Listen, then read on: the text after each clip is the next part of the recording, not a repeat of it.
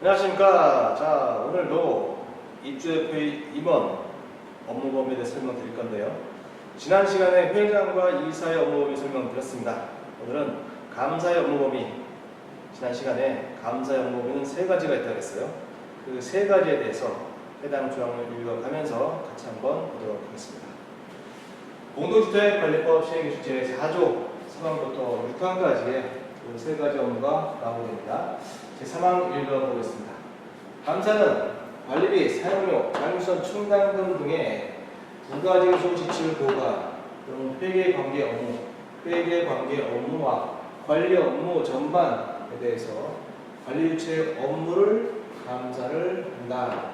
감사의 가장 중요한 업무가 되겠죠. 자, 올해 24년도에 이러한 관리비나 사용료나 장유선 충당금을 요것처럼 불가하고 징수하고 지출하고 보호하는 업무를 시행 중에 있습니다. 시행. 누가요? 관리유치가요. 관리유치가 시행 중에 있습니다. 이렇게 시행하기 전에 우리 그 공주법에서는 공동주택관리법에서는 자 23년도 11월 30일까지 올해 24년도에 시행할 이런 예산을 스마트게임 예산안을 입주자 대표회의에서 승인을 하였었는데 요 승인하기 전에 관리주체가 대표회한테 올해 사업연도에 예산안을 제출했을 거예요. 그래서 작년 11월 말까지 입주자 대표회의에서 승인을 받았습니다. 그럼 이렇게 승인받은 예산안을 올해 매월 계속 이것처럼 부가하고 징수하고 지출 보관을 하고 있는데 이런 업무가 과연 적정하게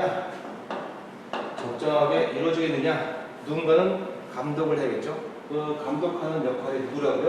감사가 그 역할을 한다는 얘기입니다.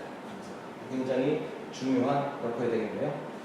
자, 제4항 읽어볼게요. 감사는 제3항에 따른 감사를 한 경우 사망에 따른 이러한 업무를 관리유치의 업무를 누가요? 감사를 실시했다면 거기서 끝나는 게 아니고 그냥 감사했습니다. 거기서 구두로 그냥 보고하는 게 아니고 두 가지 역할을 해줘야 돼요. 첫 번째는 감사 보고서를 일단 작성해줘야 돼요.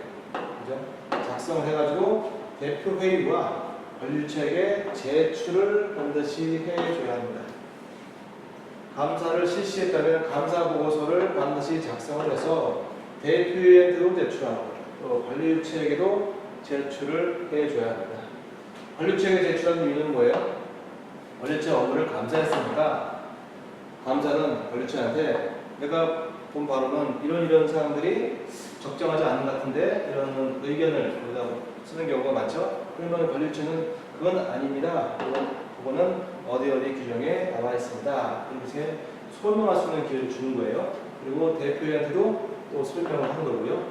이렇게 감사를 실시한 다음 감사 보고서가 작성이 되면 대표회의와 관리유치한테 제출하게 되는데 거기서 끝나는 것이냐? 그건 아니고요. 일단 주민들도 궁금하겠죠? 주민들한테도 공개하는데 그 공개 장소, 이 감사 보고서를 공개할 수 있는 장소는 인터넷 홈페이지다. 인터넷 홈페이지. 우리는 인터넷 홈페이지 있는지도 모르겠는데요. 그런 단체가 있기 때문에 동별 게시판에도 같이 함께 공개를 해줘야 한다. 동별 게시판이 한 통에 여러 개의 통로가 있을 수 있죠. 그 여러 개의 통로 전부 다 공개를 반드시 해줘라. 이 업무를 누가 다 하느냐? 감사가 직접 다 해줘야 한다는 거죠. 그죠? 감사는 감사를 실시할 수 있습니다. 그러면 감사 보고서를 작성하겠죠?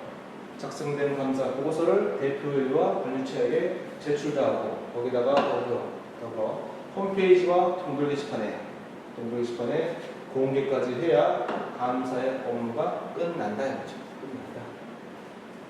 5항 읽어보겠습니다.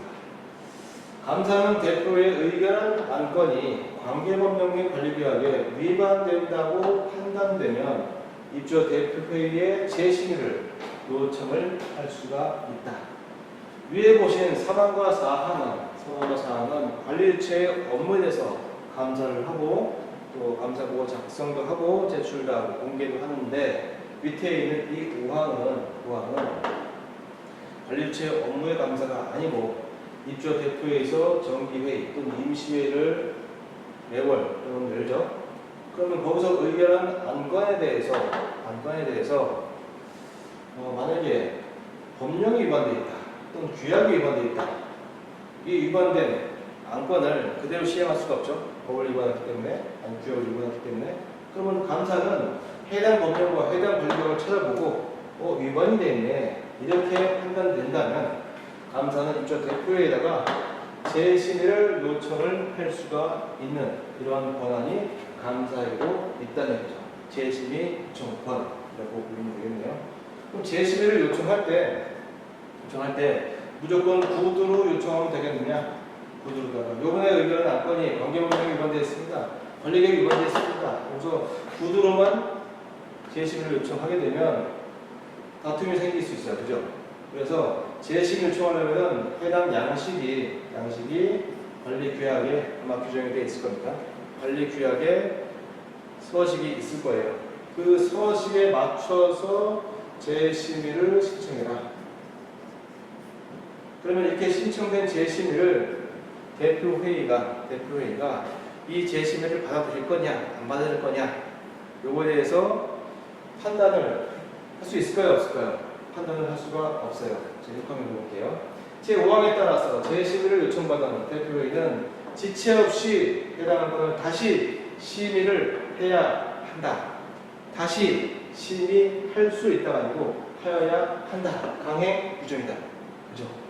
이 재심의를 요청했는데 재심의 요청받은 회장이 여기는 의결한 안건이 관계법령이 위반됐냐 규약이 위반됐냐 찾아보니까 위반이 안 돼 있더라. 그러니까 기각 재심 요청하지 마 이렇게 할 수 있는 게 아니고 감사가 구두가 아닌 어떤 양식에 맞춰서 해당 안건이 어떤 법령이 위반되어 있습니다. 이렇게 양식에 맞춰서 제출했겠죠.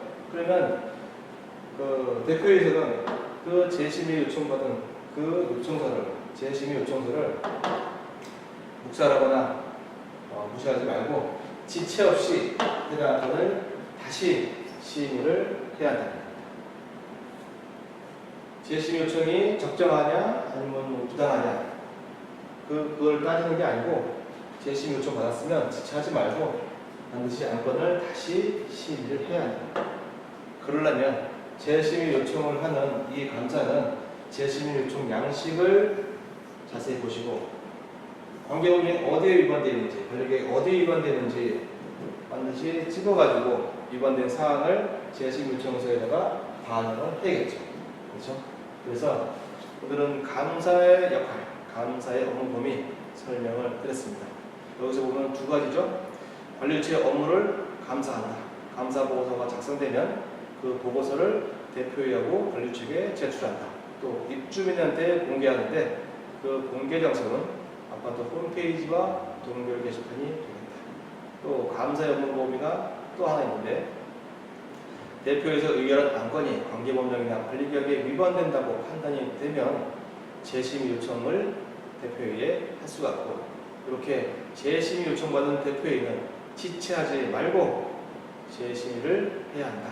그런 게 감사의 업무 범위 또 감사의 권한이 되겠습니다.